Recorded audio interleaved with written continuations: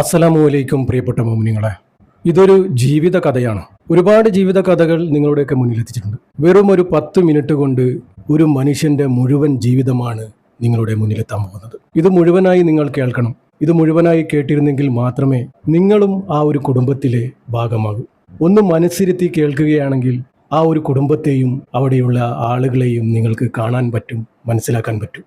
ഒത്തിരി സമയം നിങ്ങളുടെ മനസ്സിനെ ഞാൻ എടുക്കുകയാണ്. ഇതുപോലുള്ള കഥ നിങ്ങളുടെ മുന്നിൽ എത്തിക്കുന്നത് ഈ കഥയിലൂടെ ചിലപ്പോൾ നിങ്ങൾക്ക് എന്തെങ്കിലും പഠിക്കാനുണ്ടാകും, ഉൾക്കൊള്ളാനുണ്ടാകും. നമ്മൾ പറയുന്ന ഓരോ കഥയും നമ്മുടെ ജീവിതവുമായി ബന്ധപ്പെട്ടതാണ്. പിന്നെ ചിലര് നമ്മളോട് പങ്കുവെക്കുന്നതുമായ കഥ വെറും പച്ചയായ മനുഷ്യന്റെ കഥ. ഇത് നിങ്ങൾ വെറും ഒരു കഥയായി കരുതിയാൽ മതി, പക്ഷെ നടന്ന സംഭവമാണ്. മനുഷ്യരുടെ കഥയായതുകൊണ്ട് തന്നെ ചിലപ്പോൾ നമ്മുടെ ജീവിതവുമായി ബന്ധം കാണാം. അതുകൊണ്ട് അത് തെറ്റിദ്ധരിച്ച് ആരും എന്നെ വിളിക്കാനിരിക്കണ്ട. ഇത് കഴിഞ്ഞ നോമ്പിന് നടന്ന സംഭവമാണ്. ആളെ പേരൊന്നും ചോദിക്കണ്ട, ഞാൻ പറയില്ല. ഈ ഒരു സംഭവം തന്നെ ഞാൻ നിങ്ങളോട് പറയുന്നത് ഇനി ഇതുപോലൊരു സംഭവം ആർക്കും സംഭവിക്കാൻ പാടില്ല. എല്ലാവരും ശ്രദ്ധിക്കാൻ കൂടിയാണ് ഈ ഒരു കഥ. സംഭവം ഇങ്ങനെയായിരുന്നു. കഴിഞ്ഞ നോമ്പ് പെരുന്നാൾ അടുപ്പിച്ച് 2 മക്കളും ഭാര്യയുമുള്ള ഒരു മനുഷ്യൻ പുഴയിൽ ചാടി മരിച്ചു. അന്ന് ഇത് വലിയൊരു വാർത്തയൊന്നുമായില്ല. അത് ആത്മഹത്യ ആയതുകൊണ്ട് തന്നെ എല്ലാവരും അയാളെ കുറ്റപ്പെടുത്തുകയുണ്ടായി. മരണപ്പെട്ട ആളെ പല ആളുകളും പലതും പറഞ്ഞു. നോമ്പ് കാലത്താണ് അയാൾക്ക് ഇത് ചെയ്യാൻ തോന്നിയത് എന്നൊക്കെ പലരും പലതും പറഞ്ഞു. ഇത്രയും ആളുകൾക്ക് അറിയുള്ളൂ, അയാൾ പുഴയിൽ ചാടി മരിച്ചു. പക്ഷെ അയാളുടെ ജീവിതത്തിലേക്ക് കയറി ചെന്നാലേ നമുക്ക് വല്ലതും അറിയാൻ സാധിക്കുള്ളൂ, അല്ലേ?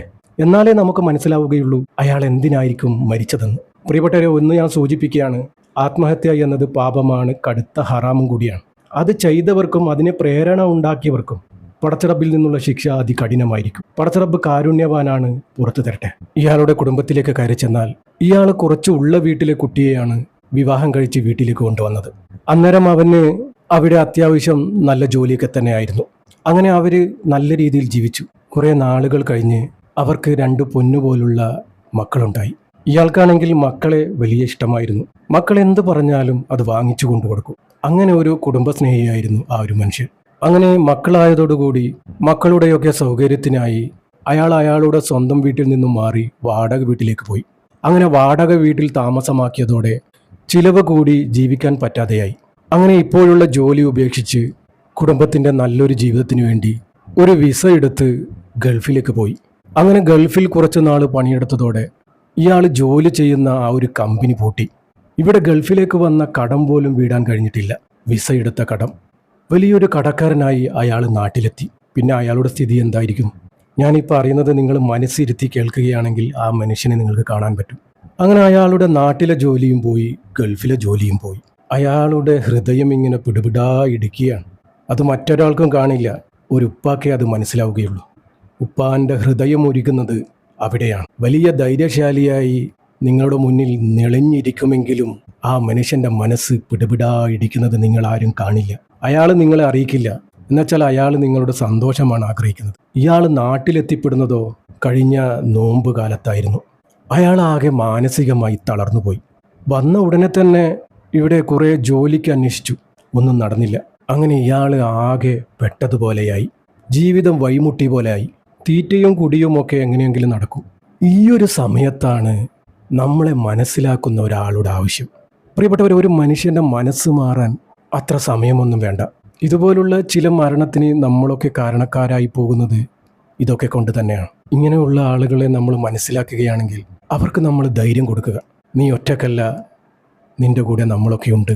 അങ്ങനെയെങ്കിൽ അവർക്കൊരു ധൈര്യം കൊടുക്കുക. അവരെ ഒറ്റപ്പെടുത്താതിരിക്കുക. ആ ഒരു സമയത്ത് അയാളെ മനസ്സിലാക്കിയ ഒരാളുണ്ടെങ്കിൽ ചിലപ്പോൾ അയാൾ ഇത് ചെയ്യില്ലായിരിക്കാം. നോമ്പാണ്, ചിലവ് കൂടിയ മാസമാണ്, പെരുന്നാൾ അടുത്ത് വരികയാണ്. എല്ലാവരും ഡ്രസ്സ് എടുക്കാനുള്ള തിരക്കിലാണ്, ഡ്രസ്സ് എടുക്കാൻ പോകുകയാണ്. ഇതൊന്നും അയാൾക്ക് അറിയാഞ്ഞിട്ടല്ല. തനിക്കും 2 മക്കളുള്ള കാര്യം ആ മനുഷ്യനറിയാം, അല്ലേ? അറിയാതിരിക്കുമോ? അങ്ങനെ തൻ്റെ പൊന്നു മക്കൾ ആ ഉപ്പയോട് ചോദിക്കുകയാണ്, നമുക്ക് ഡ്രസ്സ് എടുത്ത് തരുന്നില്ലേ ഉപ്പാ എന്ന്. ആ മനസ്സ് പൊട്ടിയിട്ടുണ്ടാകും ആ ഒരു സമയത്ത്. പാവം മക്കള്, അവർക്കൊന്നും അറിയില്ല. അത് അവർക്കറിയാത്തത് കൊണ്ടാണ്. പക്ഷേ എല്ലാം അറിയുന്ന അവൾ ഇതേ ചോദ്യം അവൻ്റെ ഭാര്യയും ചോദിച്ചു. മക്കൾക്ക് നിങ്ങളിനി എന്നാണ് ഡ്രസ്സ് എടുക്കുക എന്ന്. അയാൾ പെട്ടെന്ന് ഈ ഭൂമിന്നേ ഇല്ലാത്തതുപോലെ ആയിപ്പോയിട്ടുണ്ടോ? പെരുന്നാൾ മറ്റന്നാൾ ആയില്ലേ, മക്കൾക്ക് ഡ്രസ്സ് എടുക്കണ്ടേ? എല്ലാം അറിയുന്നവളാണ് അത് ചോദിക്കുന്നത്. എല്ലാം അറിയുന്നവൾ അങ്ങനെ ചോദിച്ചപ്പോൾ അയാൾ തളർന്നുപോയി. അയാൾ പതറിയ സ്വരത്തിൽ ചോദിക്കുകയാണ്, നിനക്കെല്ലാം അറിയുന്നതല്ലേ മോളെ, എന്നിട്ടും നീ അയാൾ ആ പതറിയ സ്വരത്തിൽ തന്നെ പറഞ്ഞു, നിന്റെ വീട്ടുകാരെ എന്തെങ്കിലും സഹായിച്ചിരുന്നെങ്കിൽ നമ്മുടെ ഇപ്പോഴത്തെ വിഷമം മാറുമായിരുന്നു എന്ന്. ഞാൻ പറഞ്ഞില്ലേ, ഇവളുടെ വീട്ടുകാർ കുറച്ച് ഉള്ള കൂട്ടത്തിലാണ്.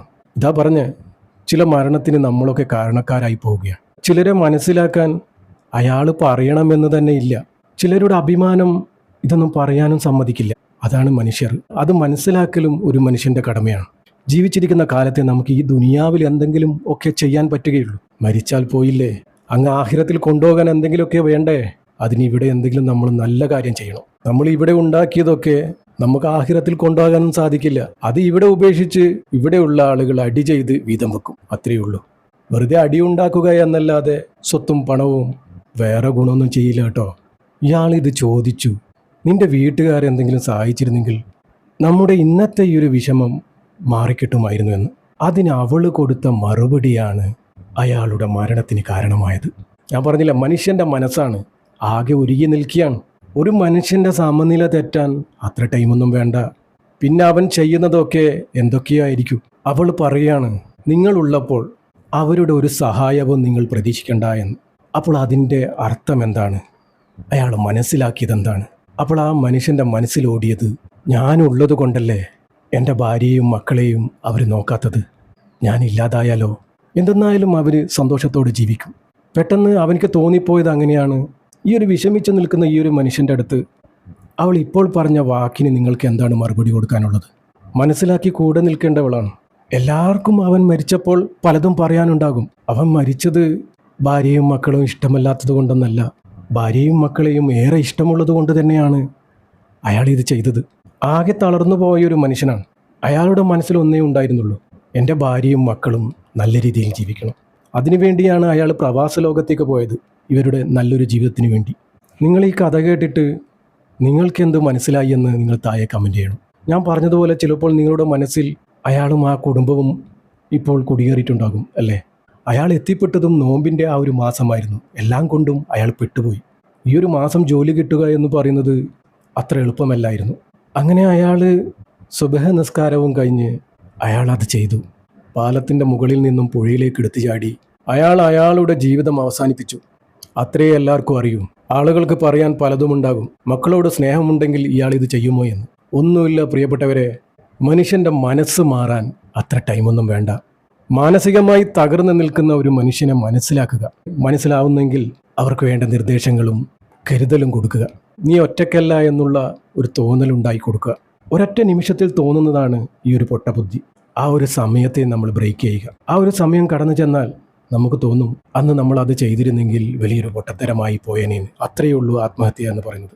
ഇൻഷാ അല്ലാഹ് പടച്ച റബ്ബ് എല്ലാവരെയും തൊട്ട് കാക്കുമാറാകട്ടെ. നമ്മുടെയൊക്കെ ജീവിതവും മരണവും അല്ലാഹു തആല സന്തോഷത്തിലാക്കി തരട്ടെ. ആമീൻ. എല്ലാവരും ദുആ ചെയ്യുക. ഞാനും നിങ്ങൾക്ക് വേണ്ടി ദുആ ചെയ്യുന്നുണ്ട്. ദുആ വസിയത്തോടെ അസ്സലാമു അലൈക്കും വറഹ്മത്തുള്ളാഹി.